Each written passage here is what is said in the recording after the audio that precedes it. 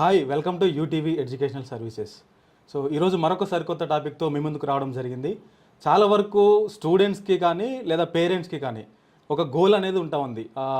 మా కుమారుడు లేదా మా కుమార్తె, మా డాటర్ లేదా మా సన్ ఒక మంచి పొజిషన్లో ఉండాలి, హయ్యెస్ట్ పొజిషన్లో ఉండాలని చెప్పేసి అటు పేరెంట్స్కి ఉంటుంది, అదేవిధంగా స్టూడెంట్స్కి కూడా. సో వారు చిన్నప్పటి నుంచే వాళ్ళ కెరియర్ని బిల్డ్ చేసుకునేటువంటి పనిలో ఇప్పుడైతే ఉన్నారు. సో అటు స్టూడెంట్స్కి కూడా మేము హై పొజిషన్లో ఉండాలి, హయ్యర్ స్టడీస్ చదవాలి, లేదా ఇంకా హై లెవెల్లో ఉండాలని చెప్పేసి చాలా వరకు అయితే అటు స్టూడెంట్స్కి పేరెంట్స్కి ఉంటా ఉంది.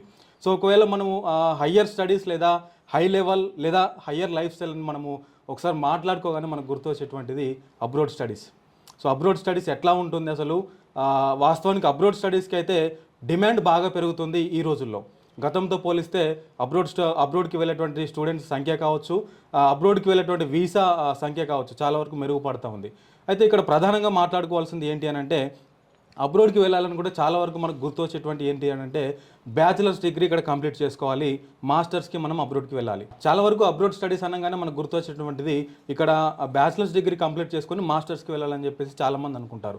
సో కానీ ఇంటర్మీడియట్ తర్వాత కూడా అబ్రోడ్కి వెళ్ళొచ్చు అని చెప్పేసి అతి కొద్ది మందికి మాత్రమే తెలుస్తూ ఉంది. సో కానీ ఇక్కడ ఈ ఇన్స్టిట్యూట్ వాళ్ళు లేదా ఈ కెరియర్ కౌన్సిల్ వాళ్ళు ముఖ్యంగా ఇంటర్మీడియట్ అయిపోయిన స్టూడెంట్స్కి మంచి చక్కని గైడెన్స్ ఇస్తూ వారు ఎట్లా అబ్రోడ్కి వెళ్ళాలి, అబ్రోడ్లో ఏ విధంగా చదవాలి, వాళ్ళ లైఫ్ స్టైల్ ఎట్లా ఉంటుంది, వాళ్ళ స్టడీస్ ఎట్లా ఉంటుంది అనేటువంటిది చాలా వరకు అయితే డౌట్స్ అన్ని కూడా క్లియర్ చేస్తూ ఉన్నారు. మరి ముఖ్యంగా యూకే, యుఎస్ఏ, కెనడా అనేది మనకు చాలా వరకు గుర్తొస్తూ ఉంది అబ్రోడ్ స్టడీస్ అనగానే. కానీ ఆస్ట్రేలియాలో కూడా అంతకు మించి అవకాశాలు ఉన్నాయని చెప్తూనే, సో ఈ విషయాలన్నిటి గురించి మాట్లాడడానికి మనతో పాటు Access chief operating officer Bharati madam మన ముందున్నారు. వారిని అడిగి ఆస్ట్రేలియాలో ఉన్నటువంటి ఎడ్యుకేషనల్ డిమాండ్స్ ఏంటి, సో అక్కడ ఏ విధంగా చదువుకోవచ్చు, అక్కడ ఉన్నటువంటి స్టూడెంట్స్కి ఉన్నటువంటి ఆపర్చునిటీస్ ఏంటి, ఇవన్నీ కూడా మనము మేడం అడిగి తెలుసుకున్నటువంటి ప్రయత్నం చేద్దాం. మేడం నమస్తే. నమస్తే అండి. ఎలా ఉన్నారు?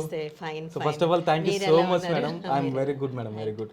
సో అంటే ఇందాక మీది బ్రోచర్ ఎవరో పంపించారు మేడం నాకు, గత 2-3 డేస్ నుంచి కూడా చూస్తూ ఉన్నాను. సో అంటే మేజర్గా నాకు కూడా చాలా డౌట్స్ ఉన్నాయి యాక్చువల్గా. So access abroad studies madam, అంటే నేను విన్నంత వరకు ఎట్లా ఉంటుందంటే, అసలు యాక్సెస్ అంటే ఏంటి మేడం ఫస్ట్ ఆఫ్ ఆల్? మనము ఈ ఆర్గనైజేషన్ పెట్టిందండి ఆస్ట్రేలియన్ ఎడ్యుకేషన్ ఇండియన్ స్టూడెంట్స్కి, మధ్యతరగతి వాళ్ళకి అవ్వచ్చు, ఇంకొకరికి అవ్వచ్చు, వీరందరికీ కూడా సరిపడా, అంటే వీరందరికీ కూడా మనము తక్కువ ఖర్చుతో, అంటే ఇండియాలో ఇంజనీరింగ్ చదివిన ఖర్చుతో ఒక 5 లక్షలు 6 లక్షలు అటు ఇటుతో వాళ్ళ ఎడ్యుకేషన్ పూర్తయ్యేలాగా మనం దీన్ని డిజైన్ చేసామండి. మా పార్ట్నర్ ఎవరైతే ఉంటారో ఆయన ఆస్ట్రేలియాలో 20-25 సంవత్సరాల నుంచి అక్కడే ఉంటున్నారు. అండ్ మేము ఏ కాలేజ్తో అయితే టైఅప్ చేసామో ఆ కాలేజ్ కూడా 18 సంవత్సరాల నుంచి అక్కడ ఉంది. దానికి 3-4 బ్రాంచ్లు ఉన్నాయి. అండ్ ఒక బ్రాంచ్ ఇప్పుడు ఇండియాలో నేను నడుపుతున్నాను, ఇంకో బ్రాంచ్ వాళ్ళకి మలేషియాలో కూడా ఉంది అండి ఈ కాలేజ్కి. సో జనరల్గా మీరు ఇందాక అన్నట్టుగా అందరికీ మాస్టర్స్ అంటేనే ఫారెన్ వెళ్తాము, చదువుతాము అలా ఉంటుంది. కానీ బ్యాచిలర్స్ అనగానే పాసిబిలిటీ ఏంటి, కొంతమంది పేరెంట్స్ ఇంత యంగ్ ఏజ్లో ఎలా వెళ్తారు అన్న ఆలోచన ఉంటుంది. నేను అసలు మీరు ఫారెన్ పంపొద్దు పిల్లల్ని అనుకుంటే అసలు ఈ ప్రోగ్రామ్ గురించి మన డిస్కషన్ కూడా అనవసరం అండి. కానీ ఫారెన్ అంటూ పంపాలి అని అనుకుంటే ఎనీ డే ఇది బెటర్ ఆప్షన్ అండి. ఎందుకు బెటర్ ఆప్షన్ అంటున్నానంటే, మీకు 19 సంవత్సరాల నుంచి పాప అయినా బాబు అయినా వాళ్ళు పాకెట్ మనీ అడగడం మానేస్తారు ఫాదర్ అండ్ మదర్ని, సెల్ఫ్ ఎర్నింగ్కి వచ్చేస్తారు. జనరల్గా మన దగ్గర 23 సంవత్సరాల వరకు, అంటే 21-22కి ఇంజనీరింగ్ అవుతుంది, జాబుల దొరకు ఒక 1-2 ఇయర్స్ ట్రై చేస్తారు, దొరికిన సాటిస్ఫాక్షన్ లేదు. వాళ్ళ ఫ్రెండ్స్ అబ్రాడ్ వెళ్ళిన వాళ్ళు చాలా మంచి ఉద్యోగాలు చేస్తూ ఉంటారు. ఇవన్నీ చూసి సరే మేము కూడా వెళ్తామని అప్పుడు బయలుదేరతారు.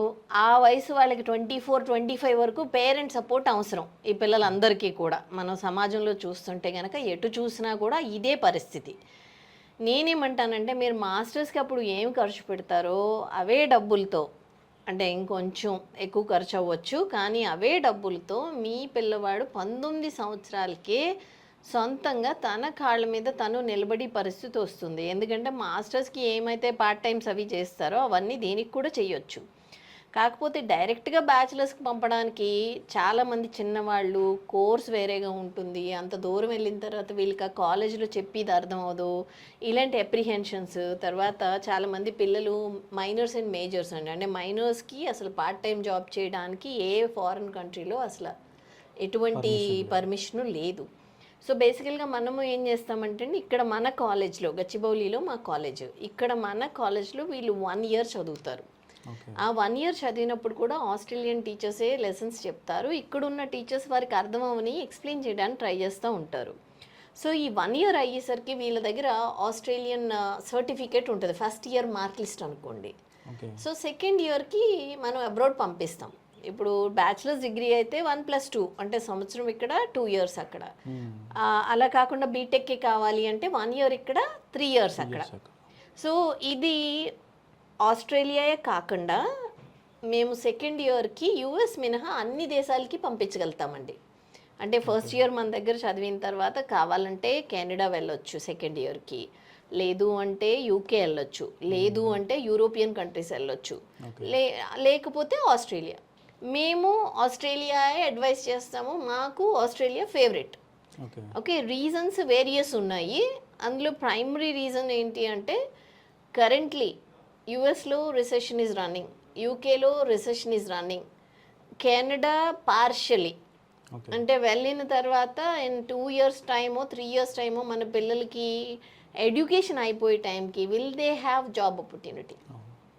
సో ఆ వల్ల we are preferring Australia. But again ఇప్పుడు currently Australian visa conditions tough ఉన్నాయి కాబట్టి ఏ కారణాంతరాల చేతైనా ఆస్ట్రేలియాకి ఆ సమయానికి అంటే 1 year అయిపోయే టైంకి వెళ్ళలేకపోతే will be sending them to other countries అనమాట. ఓకే. సో మేడం ఇంకొక క్వశ్చన్ మేడం, ఎప్పటి నుంచి యాక్సెస్ మన ఇండియాలో ఎస్టాబ్లిష్మెంట్ అయింది మేడం? ఇది 2019లో పెట్టామండి మేము. ఆస్ట్రేలియన్ ఎడ్యుకేషనల్ మినిస్టర్ ఉండే నార్దర్న్ టెరిటరీకి అప్పుడు, సెలీనా యూబో అనేసి, ఆవిడ ఒక 15 మంది డిగ్నిటరీస్తో, అంటే మనకి చీఫ్ సెక్రటరీస్ అలా ఉంటారు కదా స్టేట్స్, ఆ స్టేట్ గవర్నమెంట్ ఎంప్లాయీస్తో సహా వచ్చి మన కాలేజ్ ఇనాగ్రేట్ చేశారు 2019లో. 19 నుంచి బిఫోర్ కరోనా నుంచి వీఆర్ హియర్. సో అండ్ మన స్టూడెంట్స్ అక్కడ ఉన్నారు, they are earning well and good in Australia. ఈ ఇయర్తో చదువు అయిపోద్ది కొంతమందిది, ఎందుకంటే 19 వాళ్ళు they couldn't go in 20 corona issues వల్ల. So their degree will be completed this academic year అనమాట. 3 years వాళ్ళది ఆల్రెడీ అయిపోయింది, 4th year చదవాలనుకున్న వాళ్ళది ఈ సంవత్సరం అయిపోతుంది.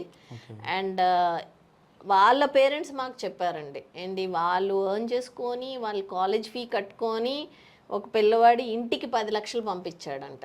ఏంటి, still he has not completed his graduation.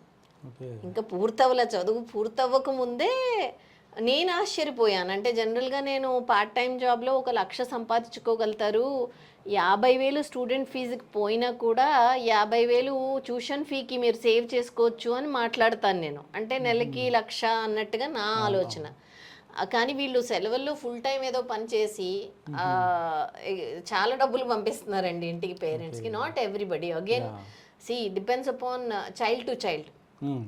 కొంతమంది బద్ధకం లేకుండా హార్డ్ వర్క్ చేస్తారు, కొంతమంది 2 ఉద్యోగాలు చేస్తారు, కొంతమంది చాలే ఇది నాకైతే ఖర్చులు వెళ్ళినాయి కదా బ్యాంక్ లోన్ నుంచి ఫీజు కట్టొచ్చులే అన్నట్టు కూర్చుంటారు. Depends, but most of them అక్కడి వరకు వెళ్ళాక ఇక్కడ ఏ పని చేయని వాళ్ళు కూడా అక్కడ కష్టపడతారండి. ఎందుకంటే అందరూ వెళ్ళిపోయాక నేను ఒక్కడిని కూర్చొని ఏం చేస్తాను. So it does happen like that. So madam నాకు ఇంకొక డౌట్ ఉంది మేడం ఇక్కడ.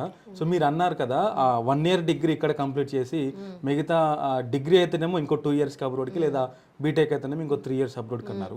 సో అంటే 1 year తర్వాత వెళ్ళొచ్చా, లేదా ఇక్కడ 2 years అది ఇంకో 2 years అక్కడ, లేదంటే ఇక్కడ 3 years అది 1 year అక్కడ, అట్లా ఏమైనా ఆపర్చునిటీ ఉందా? అంటే జనరల్గానండి 1 year ఇక్కడ చదవడానికి ఫస్ట్ మనకి పర్మిషన్ ఉంది కాలేజ్కి, ఒకటి.